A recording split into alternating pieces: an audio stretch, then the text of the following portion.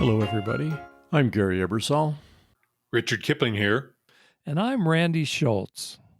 Welcome to Camp Codger, a podcast for people in their golden years. Join us to hear rocking chair wisdom from three old guys. 6 months ago, we did an episode called Too Much Stuff, because most of us have collected too many possessions during our long lives. During that show, Richard, Randy, and I challenged ourselves to clear out some of the clutter in our closets and garages. On this show, we're going to get some expert advice from Julie Coraccio, author of a great book called How to Declutter Your Home and Life. But first, let's put on our movie critic hats once again and review Barbie, the pink half of the Barbenheimer phenomenon at the box office. Richard, we took in Barbie last week with our wives. What do you think? Well, I don't want to see it again. Yes, it is definitely a feminist critique of our society. Brought up a lot of questions to me. I mean, is the opposite of the Barbie world the real world? Or is it Ken's world? Or is there some other real world out there that's a lot more complicated? And is Barbie a critic of today's world or the world of Barbie when it was invented? We have to remember Barbie was introduced in 1959. That's a very different world than we now operate in, I hope. There was conformity, a narrow vision of success and family and suburban life, all that stuff. But is that where we still are, or most of us still are? Or is Barbie a historical curiosity? Gary, what do you think? Richard, you're a perfect movie critic. You're serious, like all good movie critics. I took Barbie a little more lightly. My general observation, it's amazingly unique. It really is. I've never seen a movie quite like Barbie. It's a clever storyline. I think the story as it plays out is actually pretty clever. And clever is a good term to use to describe Barbie. It's also creative. It's cartoonish, very much so, but it really felt appropriate. We're talking about Barbie and Ken. Of course it's cartoonish. Visually, it's eye candy. It's very, very striking. You look at the ensemble, the actors really did a good job considering the nature of the subject. I mean, we're talking about two plastic toy figures without genitalia. Right. You got it in. You got it in there, Gary. I wondered how we were going to slip that in. We had to do that. The acting was pretty good. I think Ryan Gosling did a pretty nice job. Oh, yeah. And Margot did a decent job too. Again, considering the set, the setting, the script, the storyline. So net, it was really kind of weird, but it was lots of fun, and it was good messaging for girls. Give us your score. 1 to 5, right? 1 to 5, and you can use decimal points. 4.1. Interesting. And I'm going to flip around and give it like we did last week on Oppenheimer.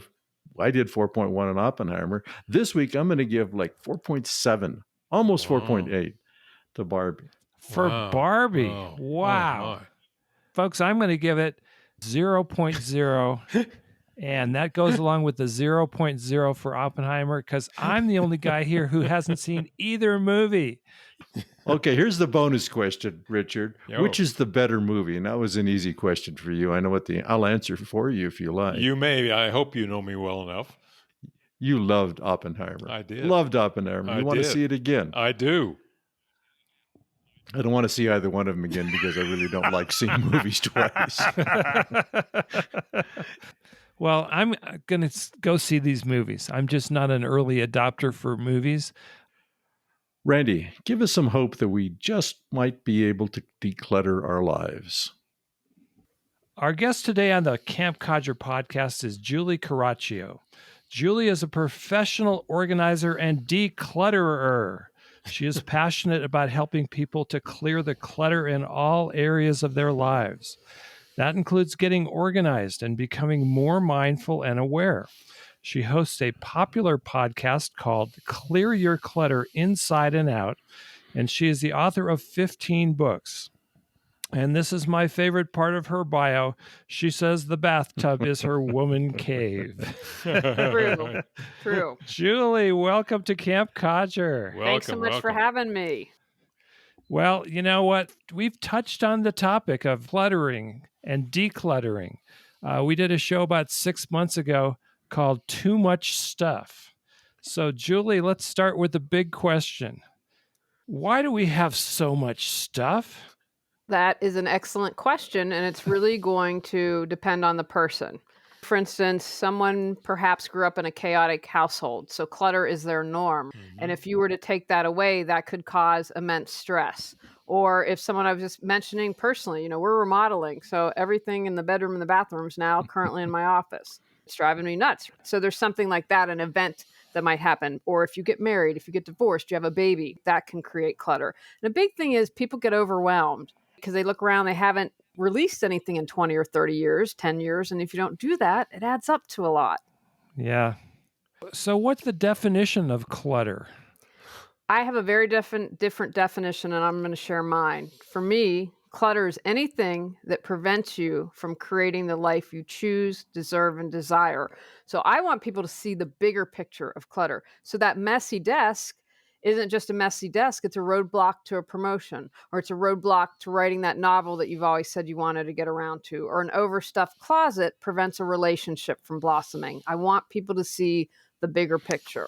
What are the signs that maybe you have too many possessions? Sometimes I'll look into my office and say, yeah, it's okay. And other times I walk through the door and think, oh my goodness, this is a disaster. How do you know when you've got too much stuff? Right. Are you overwhelmed? When you walk into the room, are you energized? You're like, oh my gosh, or you avoid a room. You're like, I can't even deal with it. Am I sleeping well? They've done a bunch of studies. Clutter contributes to decreased productivity, increased stress. So for me, one of the big things, can I have peace here? Can I relax? And so that would be something to start. Now, maybe you have loved ones or friends that have made some comments or little snide things that might be an indication like, maybe I should consider if I have too much stuff. But are you overwhelmed? How do you feel when you're in your home or office space? At some point, you might actually put all your stuff in one room and then just totally avoid it. I mean, that would be one strategy, right? You just avoid that part of your... You can go into a home and you're like, wow. But then you open the door and stuff comes out. There are people who will just shove it all into a closet, a couple closets, You're and talking not deal about with my it. garage. The house is nice and tidy, but oh no, it's so depressing sometimes to go into my garage. I like to call the garage and the attic and the basements the land of indecision, because a lot of times if we can't make a decision, I'll put it in the attic, I'll put it in the basement, I'll put it in the garage. And it's easy to just dump stuff and say, I'll get to that someday, right? But someday never comes. Yeah, and unfortunately, that's the place that needs the decluttering the most, and that's also the place that we avoid. Right, so you have to commit to it. I say to people, you've set a deadline and be realistic about your schedule. Maybe you can do it in a weekend. You get everyone in the family involved and you're going to commit to 2 8-hour days. If you can't do that, that's okay. Then you commit to 4 hours each weekend for a month. I mean, come up with a game plan that's doable and going to work for you. If you have to get help, you have to get help. I think a lot of people think, oh, I should do this on my own, but then that's why I have a job, because then they don't want to do it, right? Or they're just like, I give up or I can't. Well, Julie, I came up with a game plan. I decided I hadn't worn a tie in like 5 years, and I looked in my closet, and there were 100 ties there. My game plan was to get rid of almost all the ties. That was something I could deal with, and I actually patted myself on the back afterwards. It worked. You should. But the one I can't pat my back for and still scratch my head because I can't figure out how to deal with it is paper clutter. How to deal with papers, stuff you've stored for 10 years, 12 years, whatever. Even looking at it gives you a headache, much less trying to deal with it. Right. I'm glad you brought that up, because that is one place where a lot of people really get hung up on. You probably heard the 80-20 rule. We don't use 80% of what we have. We only use 20%, and paper is a big part of that. And I'll just throw out a site that I really like. It's called manualsonline.com, because a lot of times in filing cabinets, I see those big, thick, heavy manuals for everything, right? If you have a manual, you're going to be able to find this online. You have that resource now. One of the things that you can do after this episode is to go and clear the manuals.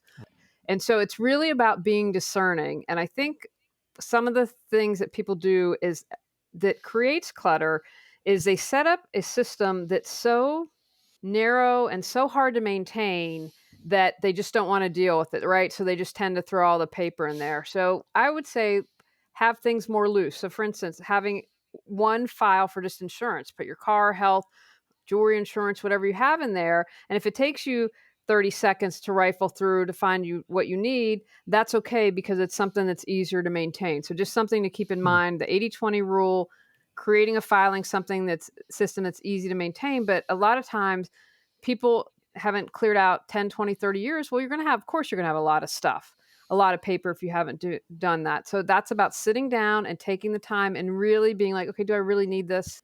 How long have I had it? If I haven't looked at it in a while, can I let it go? Is there a resource? I mentioned manuals online. Is there a resource for whatever this paper is online? And then you can let that go. But that is such a labor-intensive process. Let me give you an example. I have 4 kids who are now adults. My ex-wife and I had saved everything from their grade school, junior high, high school, all the sports stuff, everything else. Here's the easy solution to that. Hey, kids, come on over, or it's getting thrown out. Come pick. I'm serious. Yeah. That is what you do. Like, okay, here are all your papers. You decide what you want. Here's the deadline. I'm giving you a month to do it. If not, it's gone.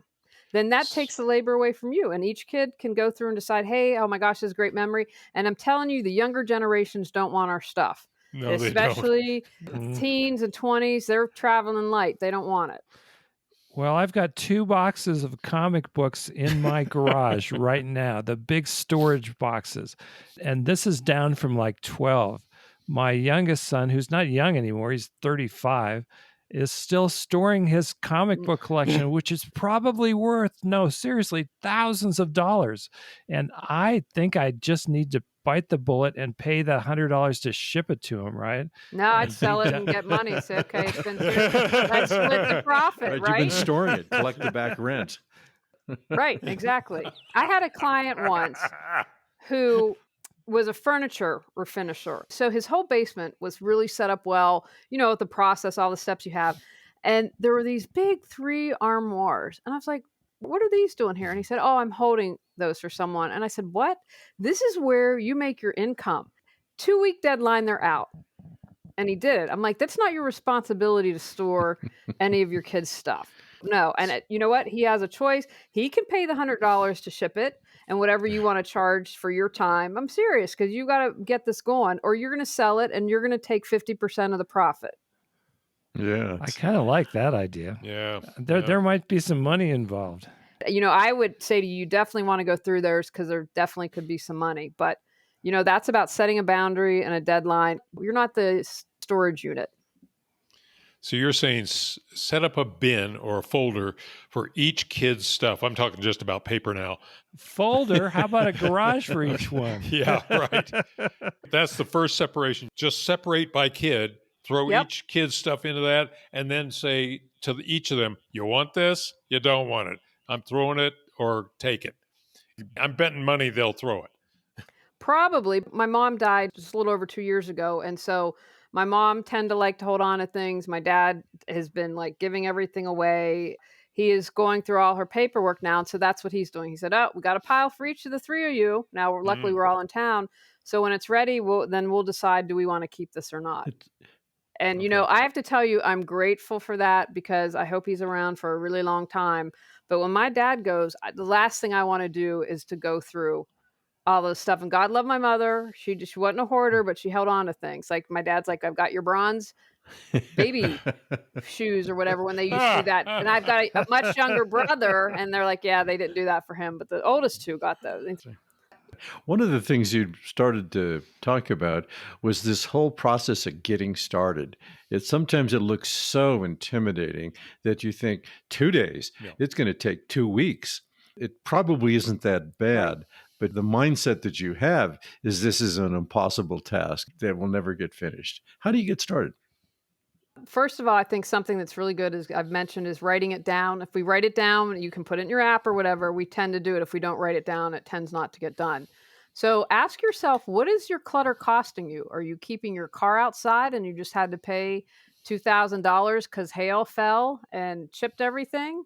Or is it causing you stress in your relationship because you and your partner fight about the clutter and disorganization all the time? Is it costing you peace of mind? First, have a really honest conversation with yourself, what it's costing you, and then flip that.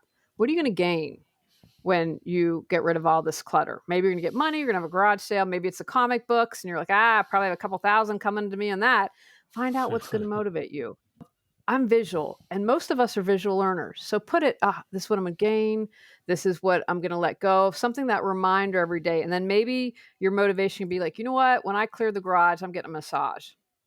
Or, we're going to go with this money that we raised from the garage sale, we're going to go on a little getaway weekend. Come up with some motivation that's going to help you. And again, that comes back to, if it's too much, get help. Now you can hire someone, or if you have friends or family, reach out and ask for help.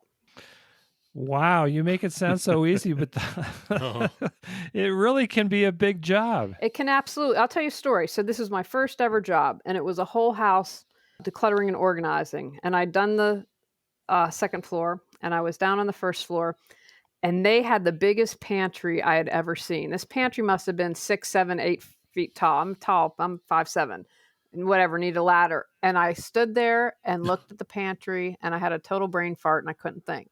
It's like I had lost everything. And so I was just like, okay. I was like, take a deep breath. So I stood there for about a minute, took deep breaths, and I said, okay, now I'm centered. Now it's time to begin. So if you're overwhelmed, take those deep breaths. Don't look at it as the entire garage. Let's look at the sports equipment area, or let's look where we keep holiday items, right? And that's a little thing for organized. We want to put like with like. And when you're done with stuff, you're still going to have things, but create areas, put all your holiday stuff together, put all the luggage and travel stuff together, create areas so you can quickly find what you need. But in worst case, just breathe. But, again, what I tell people that I work with, when I'm finished with them, I give them a little, here's where you get stuck. Here are things that you need to keep in mind on your maintenance plan. Once you've done a big purge, I say purge every year, 2 max. But once you've done that big purge, it's easy to maintain. You can really go through everything really quickly. That's if you don't keep accumulating, right? And that's part of the process. Like, what's our game plan so we don't keep bringing stuff in? Yeah, that's a good idea to make sure you don't backslide into having a garage full of stuff again. Yeah. When you call it a maintenance plan, that's really an interesting way to think about it. It's an ongoing process. Yeah. It's not something you stop when you're finished. For most people. I mean, there are some people like can be one and done. Others, like I call it your clutter kryptonite. What is it that you cannot stop buying? Like I know people who, 10 for 10 for Kroger. Last night, my aunt told this story. So my uncle Carlisle, she said, so when I first met him, he had a freezer full of Brussels sprouts. And she's like, I didn't like Brussels sprouts. And so she was like, I'm not cooking these. He said, I just bought them because they were on sale. He didn't like Brussels sprouts, but he had a freezer full of Brussels sprouts, right? And I love Uncle Carlisle. God love you. But he was very, what's the word I want to use? Strict with money and frugal. And so he was buying the Brussels, but had never used them. So see, that's the kind of thing. And this is he was smart. He was an intelligent guy, but people can get trapped. And so I call it your clutter kryptonite. So for me, it's makeup samples. Oh, I tried this, but then they sit and become worthless. Or leopard print. I love anything leopard print. So I've had to say, okay, just touch it. And that groovy. And I'm also tactile. And then don't buy it and then let it go. So figure out what's your clutter kryptonite. And if you have to have that game plan, my BFF, oh my gosh, I'm seeing these leopard print shoes. Talk me down, talk me off the ledge. Tell me I already have enough, right? Whatever it is that you need to do. That's great. Great advice. And I love clutter kryptonite. That's going in my vocab. Excellent. One of the things that's interesting, for me at least, and I don't know about other people, is the visual clarity you get after you've done some decluttering. It's nice to see this garage floor that doesn't have anything on it. Even if we're not aware of it, prior to becoming aware, it's like a drip, drip, drip at the back of your head. Every time you go in the garage, oh man, all this junk on the floor. This really annoys me. You know what? This really drains me every time I see that mess. And you might not be aware you're thinking those thoughts, but there's a good chance that you are. And it's like, and eventually that little drip can become a flood. Yeah, I know exactly the feeling. Julie, 6 months ago, we did a Too Much Stuff show, and the 3 of us, we vowed to do something about our stuff. I want to do a little check-in right now, and I want you to be our guide and give us some tips. I did not listen to that episode. I debated. I like the travel one a lot because we go to the beach every year and we do different things. So that gave me a lot of food for thought. But I just decided we were going to be fresh and I wasn't going to listen to the previous episode. No, that's perfect. That's perfect. All right, so let me start. I am not a big project, get it done in 1 day or 2 days. We're taking everything out of the garage and then we're only putting stuff back that we need. I'm not that guy. Okay. I tend to be methodical, and slow and steady wins the race. And for me, I mean, I think that started with some of the projects I've worked on, including writing books. You can't do them all at once, right? And the reason I was able to finish writing a book was because I did something every day. So that's been my strategy, and it's worked out pretty well. I don't really declutter every day, but I'd say every week I do something. But 6 months later, there's still a lot of stuff I haven't gotten to. So what would you recommend for me? Okay, since you're methodical, then I'm going to recommend daily for you. And like if you don't make it daily, I want 10 minutes. And if you have a crazy week, that's okay. But on Saturday, you give me an hour. So that's something that I want you to write in your little calendar, your day planner, whatever it is, however you keep track of what you need to do for the day and commit to that. It would be even better if we could do it at the same time each day because they've done studies. And if we do routines and things of that nature at the same time, we tend to get them done more quickly. Don't ask me, that's above my pay grade. But I always encourage people to do that. So that's what I want you to do. And because you've mentioned projects, I want you to start with the writing or whatever it is, and you do not move on until you've completed that one little project or area. Does that make sense? Oh, okay. So yeah, so I focus on the one thing or the one box or Correct. the one area. Okay. Because That's good. something that people tend to do is, oh, I'll start here. Then, oh, I got to go get a bite to eat. I'll come back. Oh, I'll check my phone, blah, blah, blah. And then they start in another area. So there's a little bit done in multiple areas, but nothing ever gets completed. So that's why I want to make sure that you do that. All right. Gary, you want to go ahead and jump in and with your confession? It truly is a confession. After our last episode, I declared that I was going to clean my garage. So I went out the other day after a conversation we'd had planning this particular episode, and I took a picture of my garage. And that was probably a good thing to do, but it was also, I've made no progress. It's actually gotten worse.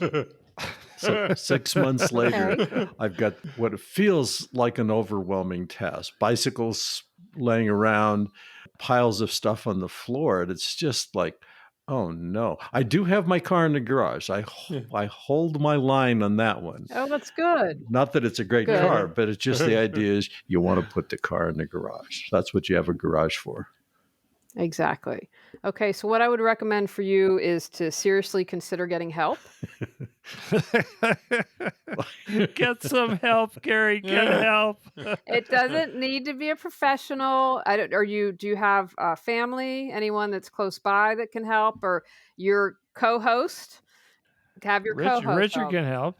But I would seriously consider having Richard help or consider having someone help. If you're like, I don't want to do that, that's fine. Then I'm going to encourage you, since it's been a challenge, what works for you? Can you do daily, or are you a guy that wants to take the long weekend? I'm a big what project kind of guy. works for you?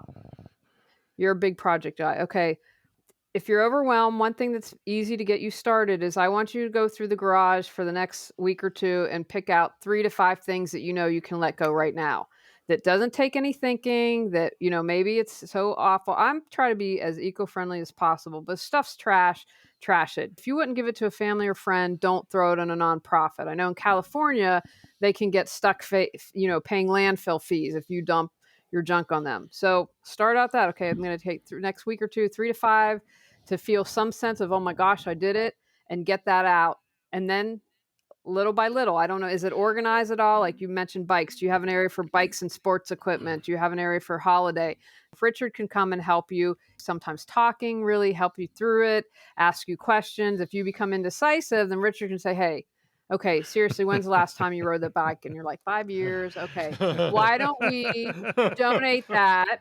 Why don't we donate that to a nonprofit that works with youth? And another thing that's really helpful for people and for kids especially, if you have a organization that you can donate to and know that it's going to get good use. Like sometimes kids are afraid to let things go. We're like, oh, I know I don't play with it anymore, but I loved it. I don't want it to just someone not love it. And you take them down to the animal shelter. Okay, you know what? They're going to use all your sheets or blankets or whatever. So coming up with a nonprofit and, you're going to feel really good. You know what? That some kid's going to have that bike and get a lot of joy in it from it instead of it just sitting in my garage. Oh, it does. That I makes think the sense? idea of focusing on an area, biting a smaller bite, Yes. Yeah. rather than trying to swallow the Yes. whole thing at one time.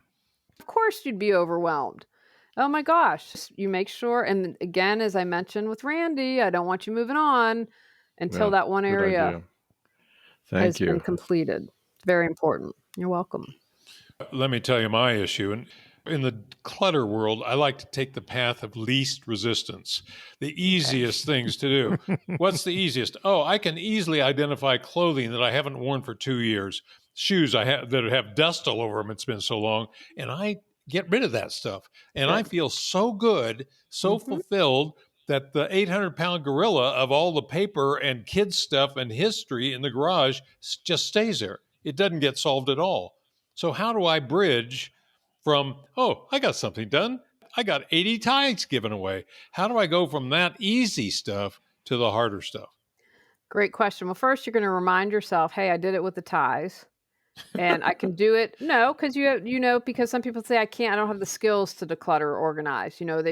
Someone's laughed at them or judged them. And then that's they're like, I can't do this or I won't do it. So remind yourself that you are able to do it. That's when, again, if you don't want to hire a pro, then you have Gary come down, right? Because there can be a lot of. But we have different taste in ties. I'm not going to be sentimental about your ties, Richard. Not at all. Right. Right. See, and that makes a difference. But Yeah, he that's can help true. with the paperwork or the garage because he's a neutral eye. He can say, come on, and ask questions. Do you need it? Do you like it? Do you use it? Do you love it? Can someone else get better use out of it? Right. And that's when I'm working with a client to ask these questions. And when you really stop and think, you know what? No, I don't need it. I don't need it. I can let it go.